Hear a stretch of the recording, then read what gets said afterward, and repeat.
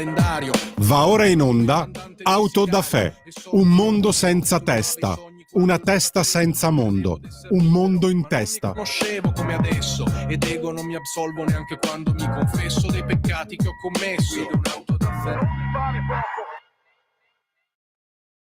Tutte le ascoltatrici, buongiorno a tutti gli ascoltatori, ben trovati all'ultimo appuntamento settimanale con il nostro Auto da Fè, che poi si prende una lunga pausa di ferie per tutto il mese di aprile, ve lo anticipo subito, ma niente paura, Radio Libertà prosegue il suo ininterrotto cammino verso il meglio. Comunque, in ogni caso, ho il piacere, come tutti i venerdì, di dare il benvenuto e il buongiorno al professor Fabrizio Pezzani, che non vedo in video, ma dovrebbe essere almeno collegato in audio sicuramente. Chiedo conferma. Professore, buongiorno e grazie per essere con noi. Però non sento nulla, quindi chiedo alla regia a questo punto di verificare se abbiamo il collegamento, altrimenti facciamo una piccolissima pausa musicale, un brano qualunque, il primo che capita, e poi ci ricolleghiamo con il professor Pezzani, che dovrebbe essere in questo momento in fase di ricollegamento. Allora, piuttosto che ingannare l'attesa con stupidaggini, mettiamo un brano musicale. Ci risentiamo tra pochissimo.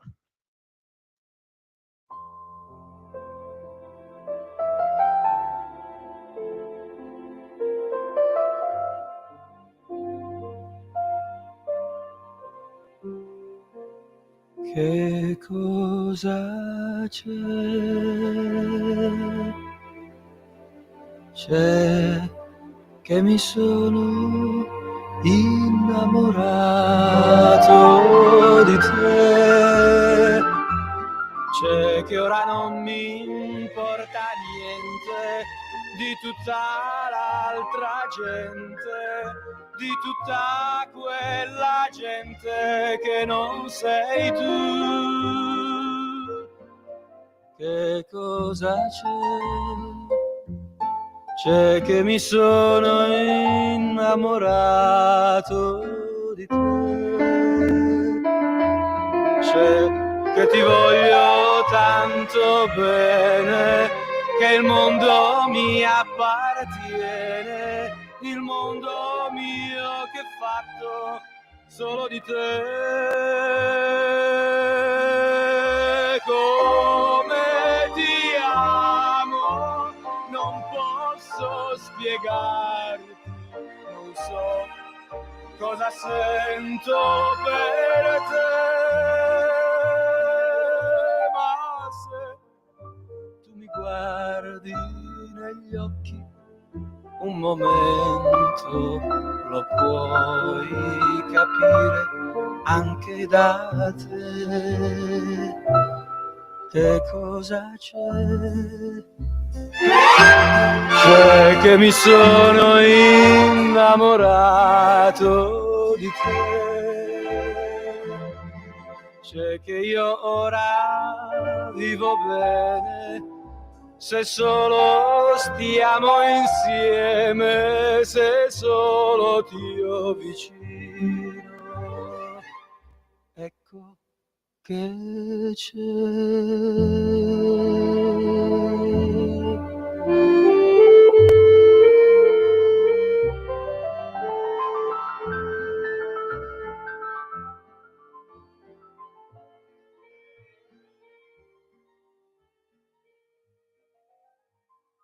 La la la la la la la la la ya la la la la la la ya la la la la la ya la la la la la la la la la la ya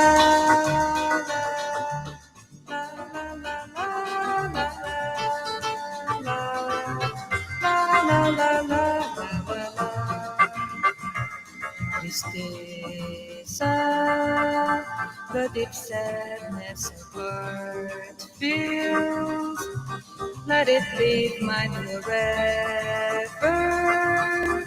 let my lips sing again.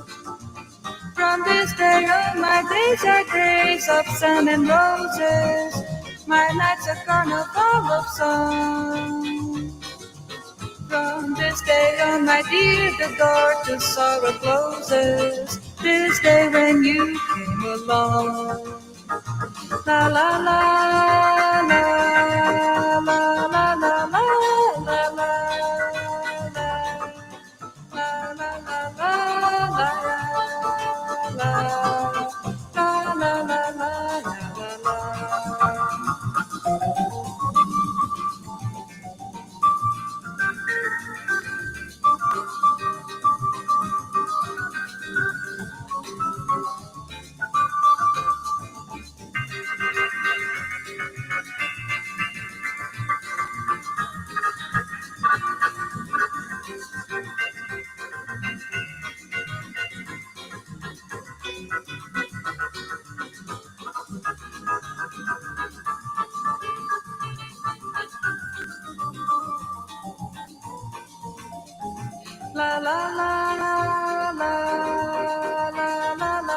la la ya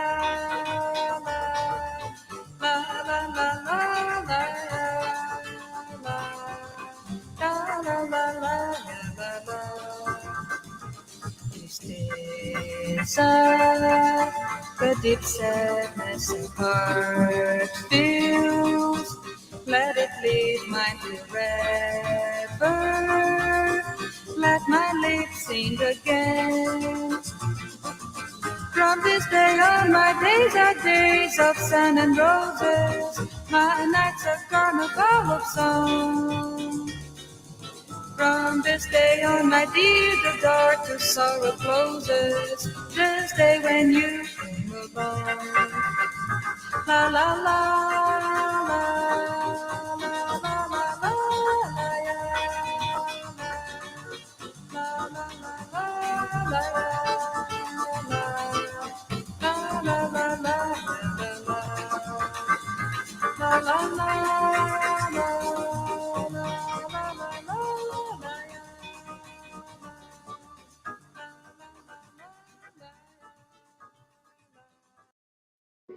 Da oggi la tua radio è ascoltabile anche con la televisione in digitale. Sul telecomando della televisione digitale o del tuo ricevitore digitale puoi scegliere se vedere la TV o ascoltare la radio. Risintonizza i canali radio e troverai anche Radio Libertà, canale 252. la tua radio.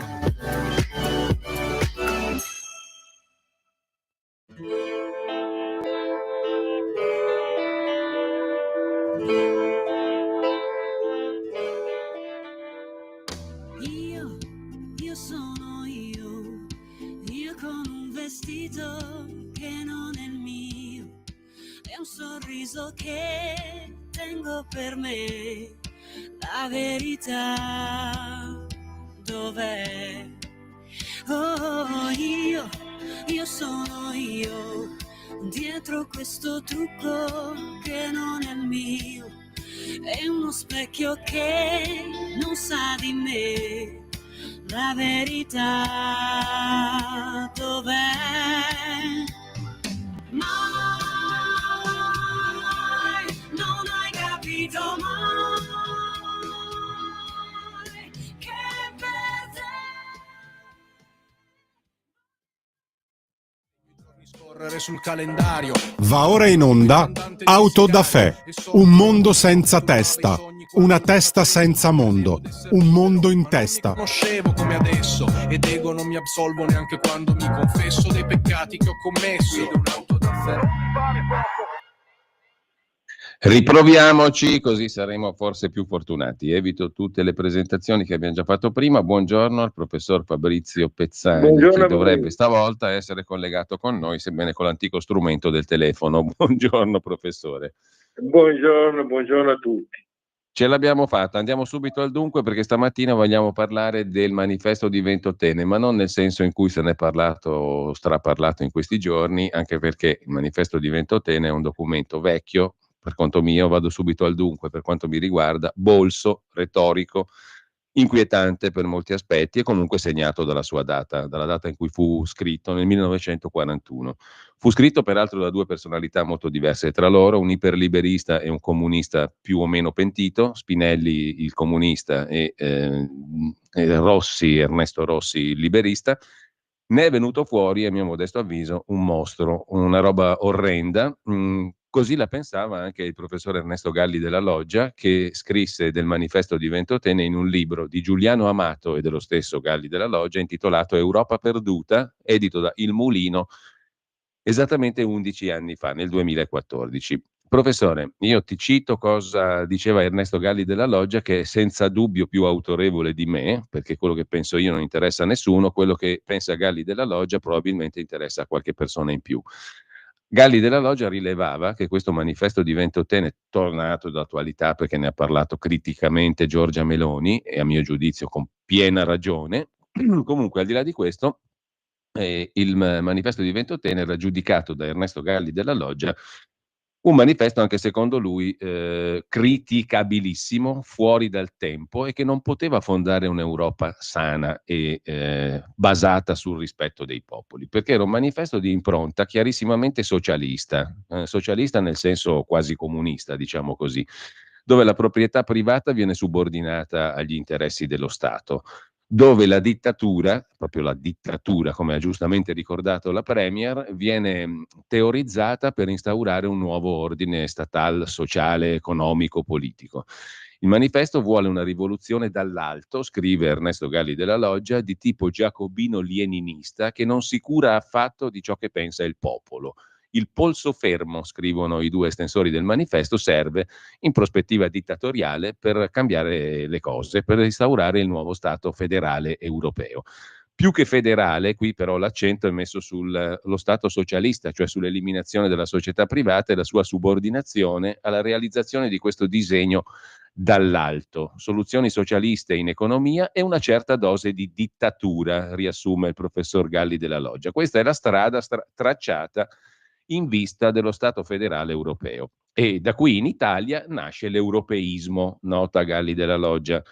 E francamente, diciamo, questa cosa qui dovrebbe chiudere le discussioni sul manifesto in sé. Ti lascio subito la parola perché tu invece però mi hai stimolato molto su un altro aspetto, perché prendendo spunto da questa questione del manifesto di Ventotene, tu dici andiamo oltre la querelle sul manifesto di Ventotene, che a mio giudizio, oltretutto, come spesso tante discussioni, serve solo per coprire altre cose, perché chi se ne frega del manifesto di Ventotene oggi, no? È una polemica sterile.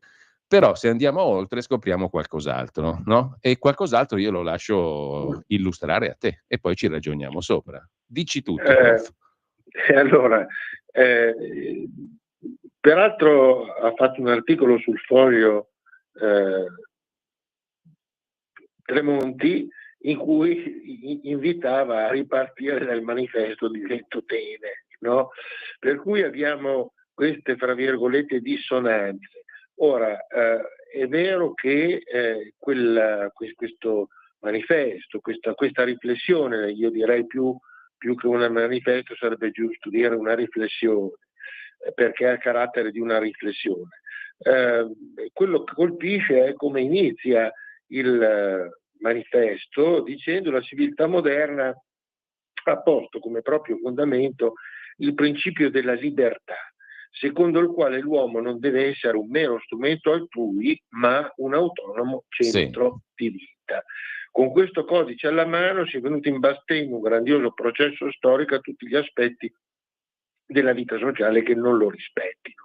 Ora, in realtà le critiche è criticabile perché rappresenta un periodo storico in presenza di totalitarismi, perché viene scritto nel 41, in piena dominio nazifascista, in piena periodo in piena fascista, guerra. E tra l'altro, scusami professore, lì nel manifesto i due lamentano il fatto, i due estensori, quindi professore, scusami, non so se mi senti. Professore, stavo dicendo, sì, per interloquire, che nel manifesto, cosa curiosa, i due estensori, Rossi e Spinelli, lamentano il fatto che sono stati gli stati nazionali a portare al riarmo, alla guerra, al bellicismo, però propongono cosa che è tornata d'attualità oggi, un riarmo su scala europea, una dittatura armata, diciamo così, che mi sembra una roba di un illuminato straordinario, chiusa la parentesi, perché anche loro caldeggiano fortemente la nascita di un esercito europeo, cosa di cui si va discutendo oggi per dare una piccola mano alla Germania in crisi. Ti lascio di nuovo Sì, la parola. quello che va detto è che questa riflessione va contestualizzata, no? Quindi e con due riflessioni, uno sul nazionalsocialismo di Hitler e l'altro sul fascismo di Mussolini. Ora, entrambi questi due regimi totalitari nascono sulle ceneri di fatto uno Stato che viene distrutto, cioè Mussolini va al potere, fa la marcia su Roma in una situazione in cui l'Italia, pur avendo vinto, si era dissanguata e quindi c'erano dei problemi pesantissimi di occupazione, problemi di disuguaglianza, larghe masse lasciate da sole sostanzialmente, quindi mancava completamente un governo. Questo è simile alla situazione che ha portato al governo Mussolini e il fascismo, è molto simile alla situazione che ha portato al governo Hitler e il suo nazionalsocialismo. Ricordiamo, come abbiamo fatto altre volte, che il nazionalsocialismo nasce sulle ceneri di Weimar, sulla Germania di Weimar, dove c'era una disoccupazione di 8 milioni di abitanti, di 8 milioni di persone, e c'era una iperinflazione, la gente andava a comprare il pane che costava 1 miliardo e quindi la stessa inflazione aveva colpito l'Italia. E quindi queste due risposte di governo forte, che alla fine ritroviamo ancora oggi, se andiamo a vedere l'Argentina di Milei, e quindi l'Argentina di Milei si ritrova più o meno nelle stesse situazioni in cui si trovava la Germania di Weimar, in cui si trovava l'Italia di Mussolini, e quindi hai una inflazione pazzesca, un problema di debito alto, un problema di disoccupazione, e quindi l'uomo forte, fra virgolette, viene richiamato al potere. Qui si formano degli stati totalitari, no? E questa critica che fanno nel manifesto di Ventotene va presa con una considerazione. Ora, quello che scrive Galli della Loggia è interessante, ma quello che secondo me non coglie è il fatto che oggi noi ci troviamo in una situazione molto simile a quella descritta dal manifesto di Ventotene, perché Ventotene condanna il totalitarismo e condanna anche lo stalinismo, se per questo, insomma, no? Per cui ha una visione, fra virgolette, di persone che sono confinate. No, però professore, mi propone la dittatura per arrivare a un nuovo equilibrio. A me sta roba non la posso digerire.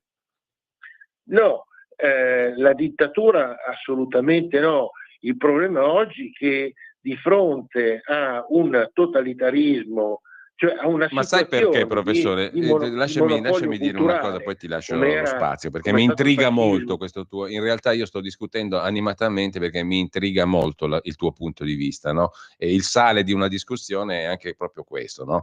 Per confrontarsi, condividere, non condividere, dire la propria. E io ho una sensazione che sottopongo a te, alla tua valutazione, al tuo giudizio, che questo manifesto in realtà risenta degli stessi errori di cui si sono nutriti tutti i totalitarismi, cioè di voler calare le cose dall'alto, no?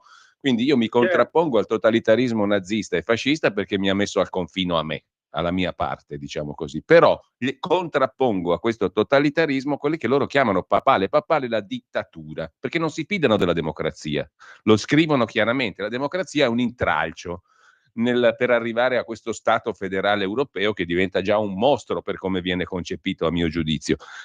In quegli stessi anni o poco dopo, noi abbiamo invece un modello che a me piaceva molto, perché ho avuto la fortuna di studiarlo per fare la tesi di laurea, ed era il modello della terza via, tedesca, tra Sì, l'altro. sì, Non so se tu ti ricordi di Wilhelm Röpke, che era un economista certo, cristiano certo, liberale, certo. il quale proponeva appunto una terza via rispetto al liberalismo estremo e al socialismo estremo, che era la via del piccolo, la piccola impresa, lo Stato federale, le realtà piccole contro i monopoli, con un intervento dello Stato per aiutare i più deboli, ma con una predilezione per il libero mercato. Ma non era il libero mercato degli oligopoli, dei monopoli, del grosso, era il libero mercato del piccolo imprenditore, dell'artigiano, che so essere un tema carissimo anche a te. Quella era una via per rifondare l'Europa, secondo me, no? L'economia sociale di mercato alla quale la Germania dovette piegarsi perché viene fuori sconfitta dalla seconda guerra. Non puoi pensare che fai rinascere le grandi acciaierie, i grandi complessi industriali, magari sostenuti dal mondo anglosassone come era successo prima.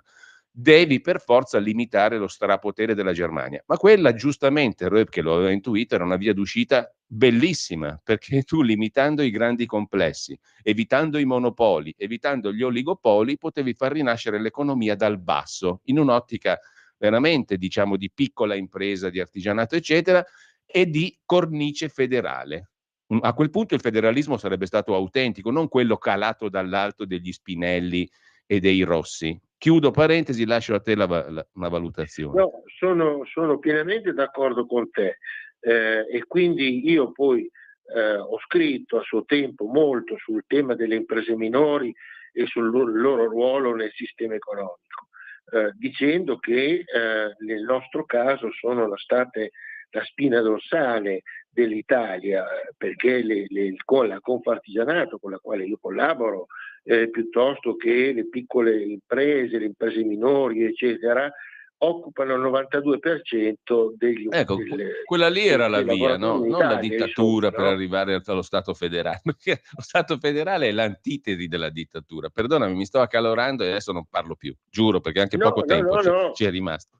Lo Stato federale è il problema è che non riusciamo a farlo neanche in Italia, cioè siamo Appunto. in una situazione drammatica per cui questo paese, no? E questa, però è interessante questa riflessione che mi fai fare, e cioè io sostengo da sempre che il nostro paese è un paese, tra virgolette, federale, no? Perché l'economia di questo paese, ma l'economia, la cultura, i sistemi sociali, la demografia, eccetera, del nord sono diversi rispetto a quelli del sud, sono storie diverse, e quindi il manifesto è questo un assurdo continuo viviamo, no? Quindi il manifesto presentato dalla Lega, no? Per lo Stato federale viene messo in discussione, e quindi è lo stesso modello federale che deve essere in un qualche modo approvato dalle regioni, che viene messo in discussione e sostanzialmente viene bocciato dal governo in carica. Quindi tu parli di un modello federale e poi quando si tratta di applicarlo nella realtà, perché di fatto è già applicato nella realtà, insomma, no? Perché il costo della vita a Milano è diverso da quello di Palermo, perché le culture del nord sono diverse dal sud, e perché all'interno dell'Unione Europea noi siamo un paese di stati federali.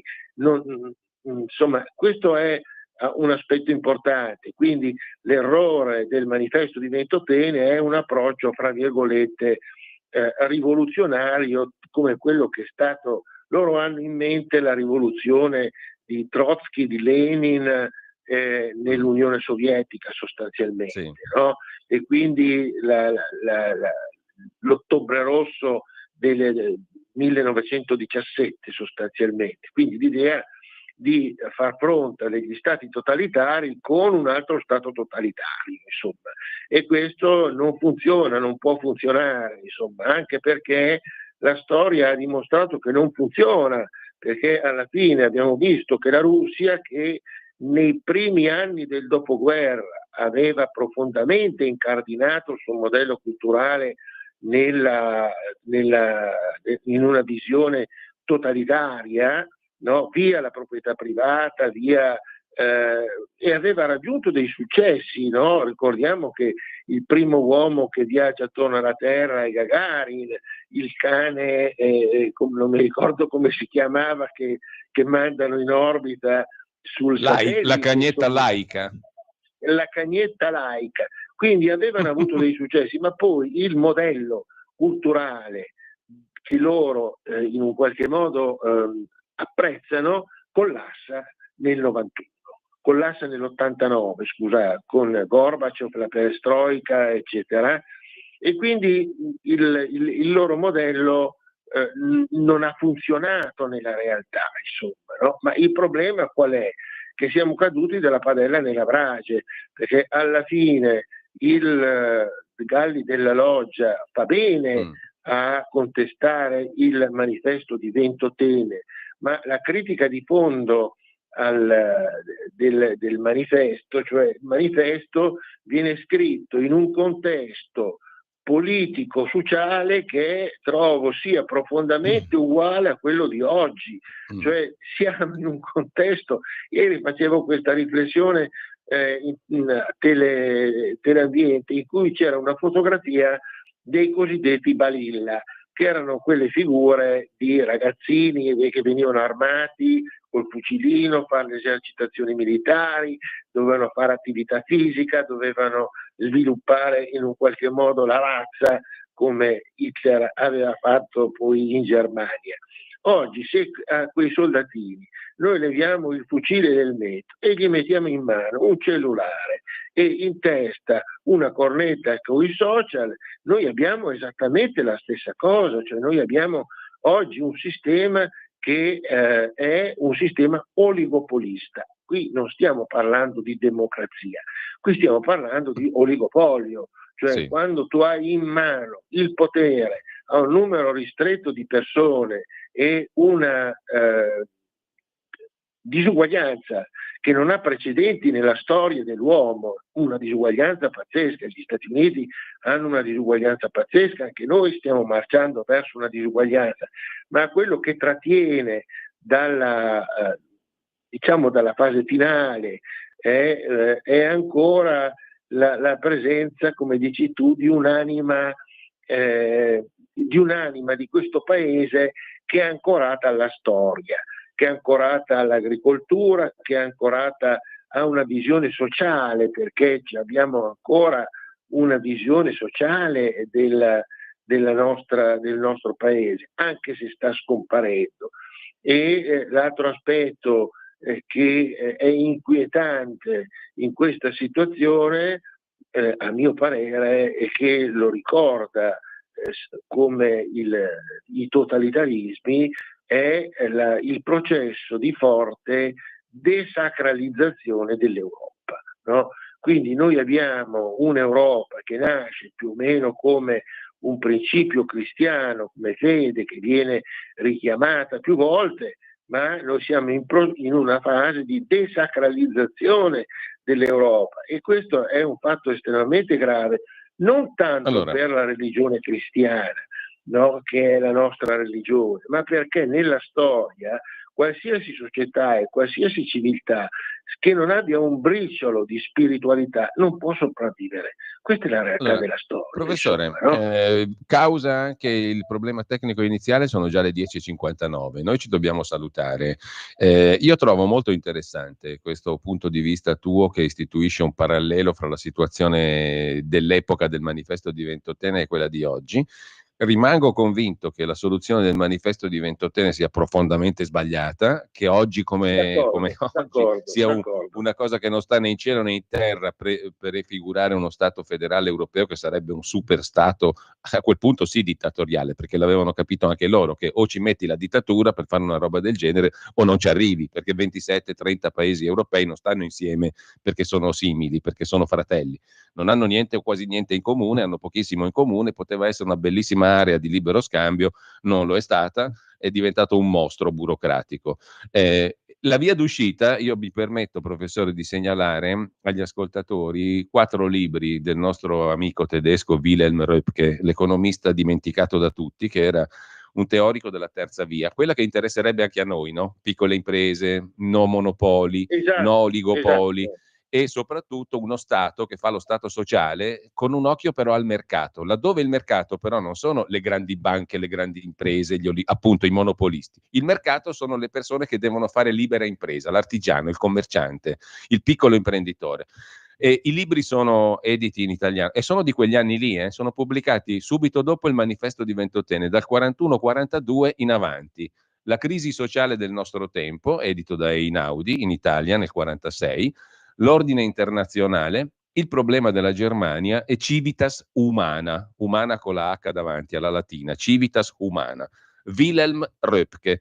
Un nostro ascoltatore, chiudiamo veramente qui, ci ha segnalato un'altra cosa interessante. Un contromanifesto potrebbe essere anche il discorso alla Camera che fece nel 1949 un socialista, Lelio Basso. Il dibattito era sul Consiglio d'Europa alla Camera dei Deputati. 19 luglio 1949, se andate su Google lo trovate, ed è effettivamente molto interessante. Comunque grazie professore perché ci hai fatto uscire dalle secche del dibattito su Ventotene sterile e inconcludente e credo che abbiamo fatto qualcosa di più interessante. Insomma, no? Guarda quante cose sono venute fuori e noi stiamo cercando, uso un'immagine poi lascio la parola a te per chiudere, che ti facevo ieri. Qui noi abbiamo un'Europa, un modello culturale che non riusciamo a far quagliare, è come se stringessimo un formaggino nella mano, no? E lo volessimo stringere sempre di più e ti esce da ogni parte, quindi non si riesce a coagulare un pensiero unitario